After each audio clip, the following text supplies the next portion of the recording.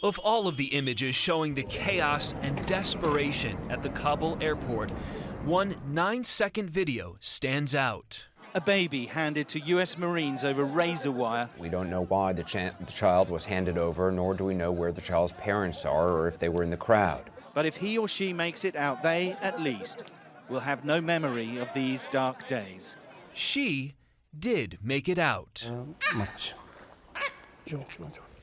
Leah, now 8 weeks old and living in Phoenix with her parents, was born just 16 days before her family fled. All of this is so fresh, but what do you think you'll tell her when she's old enough? Well, I'll tell her she's a fighter. She made through the worst of the times, the beginning of her life. For security reasons, we're not using their full names. Leah's father, Hamid, worked as a linguist and cultural advisor for American military officials in Kabul. He'd been working behind the fence at the airport for weeks, helping the Marines with evacuations and unable to leave. So he'd never even met his newborn prior to August 19th, the day he called his wife at home to tell her it was time to go. At what point did you know that you had to get your family out? We got intel about people being killed or go missing without anybody knowing where they are. By affiliation, it's probably my home was going to be next. It was only a matter of time. Yes, in your mind. mind. It was not a if, it was a when. So that day, with the crush of people that we watched flooding the airport trying to get through, did you know it was that bad? Did you know what you were walking into? Not initially.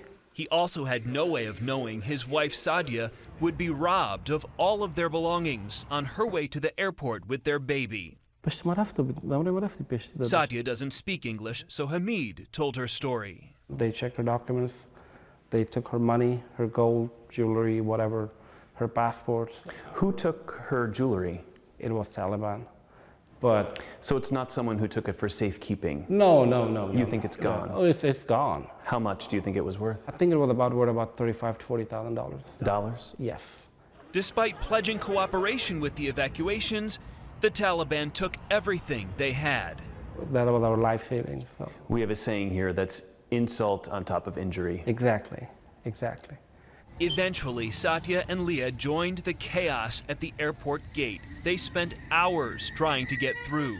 So you were in there on the other side of the barbed wire. Yes. Could you spot your wife and your daughter through the crowd? Yes. You did? Yes. And you waved them over? Yes. Some Taliban commandos were checking documents. Others were beating people trying to get into the airport. So they would pass out, they'll be bleeding. People got in with their arms broken, legs broken. And in the middle of that is your daughter who's 2 weeks old. Yeah. So I knew she's never gonna make through that gate. She'll be either crushed, God forbid, to death, or she's gonna be severely injured. I told one of the Marines, like, hey, that's my daughter, in the crowd. What was his reaction to you when you said, there's my baby? Yeah. He was like, the only way what we could do is get her over the bar, but she will get hurt. I was like, it's okay. He said, the only way we could do this is if we lift her over the barbed wire. Barbed wires. I'll take the chance because I'd rather have her get hurt than, God forbid, die. So it was worth the risk. Yes. It is hard to see in the video, but Hamid was holding the legs of the Marine, stabilizing him as he leaned over to grab his baby and lift her over the razor wire and into his arms. And you got to hold her for the first time. How long did you get to hold her? 2 minutes, maybe. Hamid left Leah in the arms of another Marine and went back to help with evacuations, focused on getting his wife, who'd collapsed from exhaustion, through the gate. During those hours, did you have any assurance as to where you'd be able to reunite with your daughter? Even that day, I handed over my baby to a total stranger, but the only thing I trusted was that he was a Marine, and my daughter will be fine. And he was right. This photo shows the thoughtful care Leah received while away from her parents.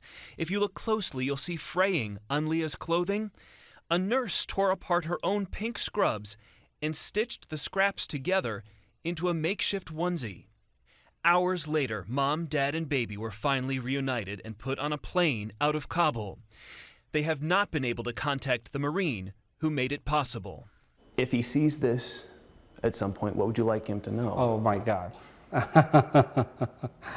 Probably I would just give him a big hug. I hope someday I'll be able to track him and find him and thank him for what he did that day, because he literally saved my daughter's life. The family traveled from the Middle East to the United States, the whole time unaware that the world was wondering what had happened to the baby who'd been pulled over the fence.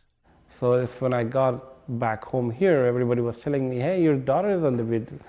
I'm like, what are you talking about? Well, You had no idea I had the no world was idea. captivated by the whereabouts of your baby. yeah, I had no idea. I had no idea. What did you think when you found out? I was shocked. I was a little emotional too.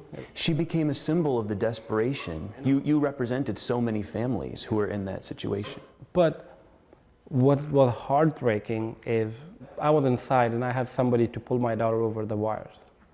There were thousands and thousands who didn't even have that opportunity. They are relieved to now be temporarily staying with friends in Phoenix and trying to figure out how to start new lives here. What did you arrive here with? Nothing. When you say nothing, do you literally mean nothing? I like literally no mean documents, nothing. no ID? No, nothing. That is, aside from what matters most, their new family, alive and together. Hopefully when she grows up, I'll tell her, like, she has to realize that although it might have been traumatic, but she has been given an opportunity that a lot of kids on the other side of the fence didn't get. So she has to live up to that.